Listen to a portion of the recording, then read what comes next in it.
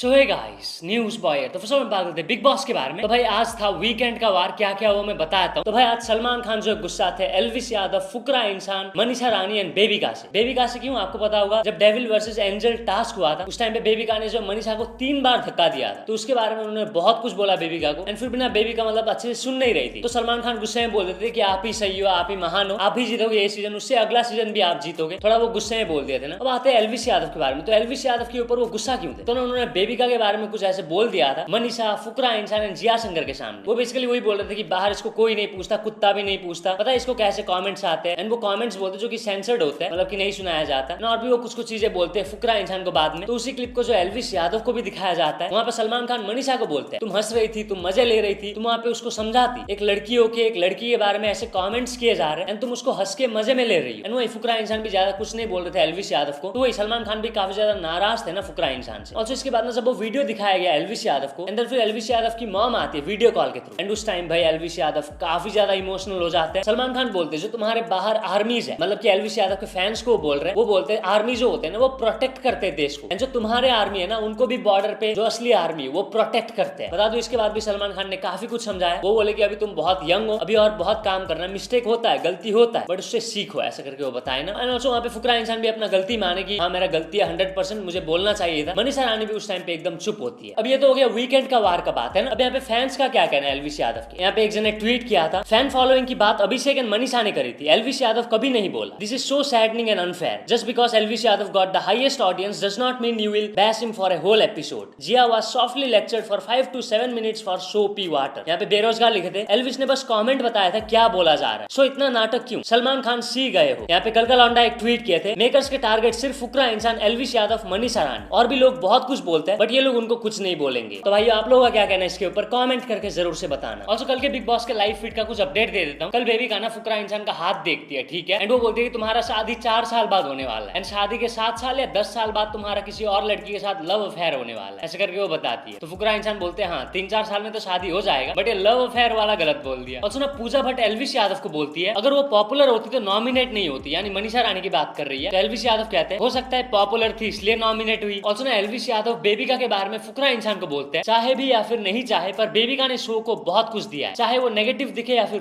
Villain बनना भी एक बड़ा टास्क है शो में। और सुना कल मनीषा रानी, फुकरा इंसान, एल्विस यादव ये सब बात कर रहे होते हैं, वहीं पे ना मनीषा रानी ने थोड़े छोटे कपड़े पहने थे, तो फुकरा इंसान ने ना उनको पिलो दे दिया मनीषा को, बेसिकली ढकने के लिए। इसके बाद बहुत सारे लोग उनको बोल रहे ट्रू जेंटलमैन। और सुना बेबिका एंड फुकरा इंसान बात कर रहे होते जिया शंकर के बारे में। बेबिका बोलती है तेरा और जिया का कैसे बाहर वायरल हो रहा है, तुम लोग का कहीं तो दिखा होगा ना। यहाँ पे वो शायद से लव एंगल वगैरह कुछ बोल रही है। तो फुकरा कहता है पता नहीं, देख definitely I have a big soft corner for her, I want to take her to top 5। Bebika बोलते तुम उसके लिए बहुत कुछ कर रहे हो जबकि उसने तुम्हारे लिए बहुत कम किया। तो फुकरा बोलते हैं मेरे को ऐसा लगता है कि I am doing very less for her. बेबिका कहते हैं for what, for not nominating you. तो फुकरा इंसान कहता है उसने मुझे बहुत चीजों में ऊपर रखा है, मेरे को ऐसा लगता है कि मैंने रिटर्निंग फेवर कुछ नहीं दिया। तो बेबिका कहती है तू दे रहा था टिकट टू फिनाले में, लेकिन वहां नहीं हो पाया, बट तू वहां कोशिश कर रहा था, जब जब तेरे को मौका मिला तूने देने की कोशिश की है। तो फुकरा इंसान कहते हैं मैंने हमेशा ट्राई किया but still I don't think मैंने कभी इतना एविडेंट करा है उसके लिए कि देख जाइए मैं तेरे लिए कर रहा हूँ। एंड वो कहीं ना कहीं बैक ऑफ द हेड मेरे मन में है। इट्स जस्ट कि मैं उसको नॉमिनेट नहीं कर रहा हूँ, उसका मतलब ये नहीं कि मैं उसके लिए बहुत बड़ा फेवर कर रहा हूँ। तो वो यहाँ पे फुकरा इंसान बताया कि जिया शंकर ने जो उनके लिए बहुत कुछ किया है, जिसके बदले उन्होंने बहुत कम किया है जिया शंकर के लिए। क्या सोचते हैं आप लोग इसके बारे में कमेंट करके जरूर से बताना। और सुना कल पूजा भट्ट और आशिका के बीच में लड़ाई हो गया था, क्यों? बेसिकली आशिका ने जो डस्टबिन साफ नहीं किया था, तो पूजा भट्ट काफी कुछ बोल रही थी। तो आशिका बोलती है कि मैम मैं हमेशा साफ करती हूँ लेकिन कल मैं भूल गई होंगी। फिर इसके बाद भी पूजा भट्ट काफी कुछ सुनाती है। और सुना जियो सिनेमा कल एक ट्वीट किए थे जब तक भाईचारा इज ऑन टॉप एंटरटेनमेंट मिलेगा नॉन स्टॉप। फाइनली जियो सिनेमा ने अभी अभिया को छोड़कर भाईचारा वाला कुछ लिखने लग गए ट्विटर पर। और भाई ट्विटर पर 23 जुलाई से लेकर 29 जुलाई में किसके सबसे ज्यादा हैशटैग चले, वो है मनीषा रानी 1.9 मिलियन, एंड इसके बाद है एल्विस यादव 1.9 मिलियन, एंड इसके बाद है फुकरा इंसान 1.6 मिलियन, एंड इसके बाद है जिया शंकर 975 के, एंड इसके बाद है पूजा भट्ट 236 के। एंड ऑल्सो अभिया के सबसे ज्यादा हैशटैग हुए या फिर अभिषा के या फिर एल्विसा के। तो बता दो 23 जुलाई से लेकर 29 जुलाई तक अभिषा के सबसे ज्यादा हैशटैग थे विद 1.4 मिलियन हैशटैग्स, अभिया के 1.1 मिलियन हैशटैग्स, एंड एल्विसा के 711 के हैशटैग्स। ऑल्सो गाइस आपको बताऊंगा ट्रिगर्ड इंसान जो मीटअप कर रहे टू सपोर्ट फुकरा इंसान, इसके बारे में और डिटेल से बताए कहां में होने वाला है, क्या है एंट्री फीस, ये सब कुछ वो बताए ना, आप देखिए। राइट गाइस, तो मेरी ना कल वाली मीटअप वाली स्टोरी के बाद काफी सारे क्वेश्चंस है लोगों के कि क्या हम भी आ सकते हैं एंड क्या हो रहा है, क्या इवेंट है, कितने बजे है, कहाँ पे है एग्जैक्टली। तो सारी इन्फॉर्मेशन एक बार मैंने सोचा क्लियर कर देता हूँ मैं। तो देखो अभिषेक जो है वो बिग बॉस में, उसको सपोर्ट करने के लिए मैं एंड काफी सारे और क्रिएटर्स जो है एक fun meet and greet type session कर रहे हैं। कहाँ पे? दिल्ली हाट पीतमपुरा, जो कि Netaji Subhash place metro station से 2 से 4 मिनट वॉकिंग डिस्टेंस पे है। वहां पे it's a free for all event, हर कोई आ सकता है, जो भी आना चाहता है, आसपास रहता है, आना चाहता है वो आ सकते हैं। क्रिएटर हो नहीं हो कोई फर्क नहीं पड़ता, आप आ सकते हो। क्या होगा यहाँ पे? क्रिएटर्स वगैरह के साथ मीट एंड ग्रीट होगा, लाइव रोस्टिंग होगी, वॉच अलोंग होगा बिग बॉस का, अभिषेक की वीडियोस का, and it's a free event सबके लिए ऑब्वियसली। लेकिन दिल्ली हाट जो है वो एक गवर्नमेंट साइट है, तो वहां पे उसकी एंट्री आई थिंक 20 रुपए है, वो तो सरकारी फीस है, उसका हम कुछ नहीं कर सकते। उसके अलावा आई विल बी देयर 5 से लेके 6:30 7 जितना भी पॉसिबल होगा।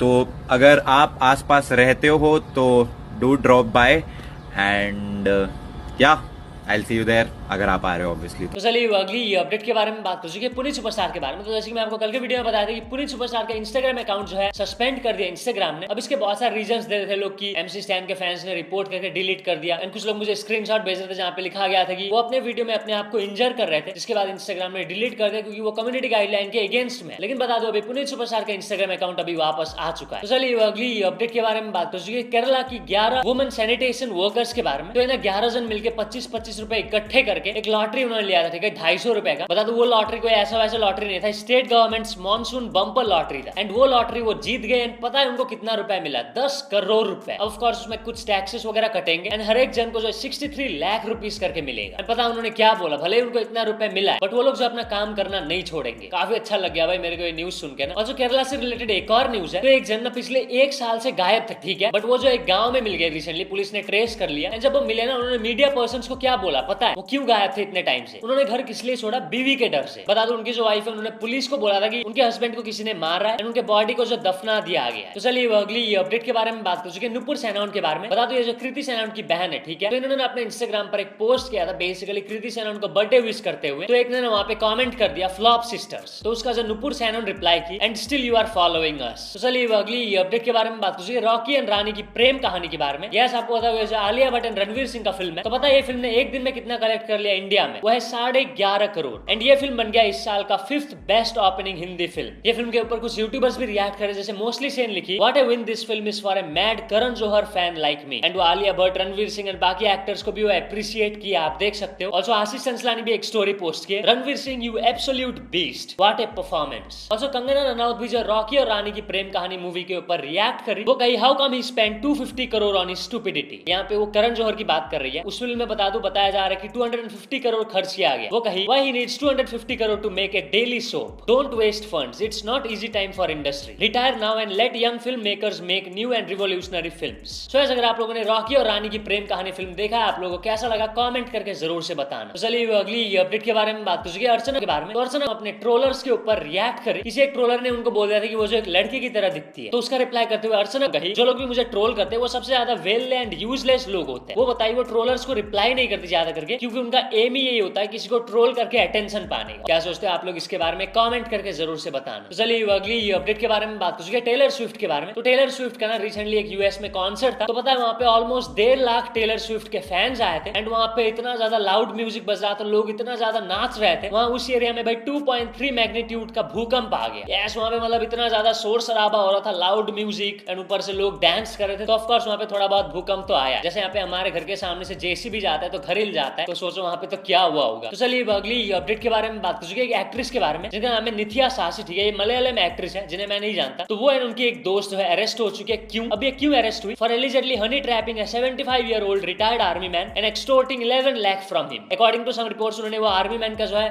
फोटोज लिए एंड उनको जो है ब्लैकमेल किया। अच्छा हुआ भाई, ऐसी लड़की अरेस्ट ही होनी चाहिए। तो चलिए अगली अपडेट के बारे में बात कर चुके हैं, सोनू निगम के बारे में। तो सोनू निगम अपने फेसबुक पर कुछ स्क्रीनशॉट्स दिखाए जहां पे क्या हो रहा है, एक जन जो है सोनू निगम का नाम यूज करके स्कैम करने की कोशिश कर रहा है। यस, वो बोल रहा है कि तुम इतने पैसे ट्रांसफर कर दो, मैं जो है तुम्हें सोनू निगम के साथ बात कराऊंगा, ऐसा ऐसा। वही आप स्क्रीनशॉट देख सकते हो, पढ़ सकते हो। बाकी इस तरीके के स्कैम या फिर फ्रॉड से बचना भाई, क्योंकि इस तरीके के स्कैम्स बहुत ज्यादा चल रहे हैं। तो चलिए अगली अपडेट के बारे में बात कर चुके हैं, जवान मूवी के बारे में। तो बताया जा रहा है कि जवान फिल्म में हमें थलपति विजय भी देखने को मिलेंगे। एंड बताया जा रहा है कि थलपति विजय का हमें सीटी मार डायलॉग्स वगैरह सुनने को मिलेगा, देखने को मिलेगा। एंड एक्शन तो होगा ही ऑब्वियसली। अब भाई क्या बॉक्स ऑफिस फटने वाला है क्या? तो बस आजकल बस इतने अपडेट्स है। अगर तो वीडियो पसंद आए तो लाइक जरूर कर देना। मिलते हैं नेक्स्ट वीडियो में।